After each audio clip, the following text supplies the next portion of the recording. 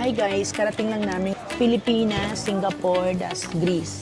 Yung malalaking maleta namin, iniwan namin dito. Kasi babalik din kami dito sa Sunday. Punta kami ng Santorini. 2 nights kami doon. Tapos babalik din kami dito sa Athens. Ito hanggang ano kami rito, 18. Pagkapunta kami ng Santorini. Bali, ano yun eh, parang kung sa Manila ka, papunta ka ng Boracay. Masakay na kami sa aeroplane. Ano to, domestic flight, papuntang Santorini.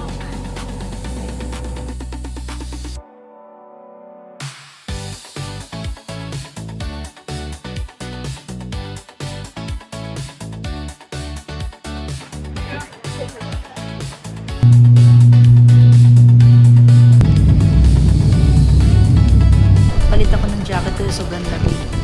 Ano ba? Alam mo kung sa tema pa ba? Isa lang yan.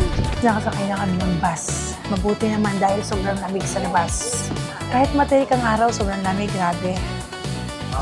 Mga 10 minutes lang nasa hotel na kami. Mura lang ang bus dito. 2 euro lang. Samantalang pag nag-taxi kami, 40 euro. Oh. Basta lang kami, yan, alis na kami. Grabe. Ang lamig dito. Lalo na siguro mamayang gabi. Ano oras sa mga sa Pilipinas? 9 o'clock ng gabi. Dito, 4 o'clock. Ang taas-taas pa ng araw. Ang ganda ng view, guys. Oh.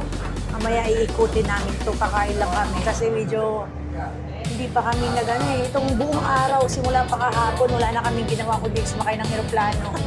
Yan yung pinaka-runway. Comments mo sa mga sasakyan. Yung mga sasakyan dito, ang liliit. Grabe, dalawahan lang. Ganda. Hindi kami nagsisi para puntahan ng Santorini.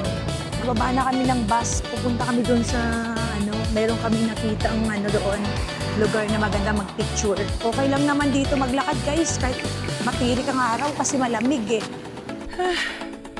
Harap dito. Paakyat kasi pala rito. Ang ganda nga ng view. Patay naman ang dito. Ang matanda, hindi pwede. Bawal may hika. Unti na lang dyan na tayo. Pagod.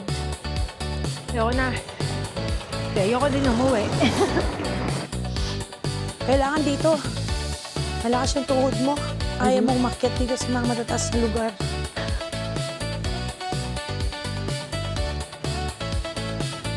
Oh my God, ang ganda.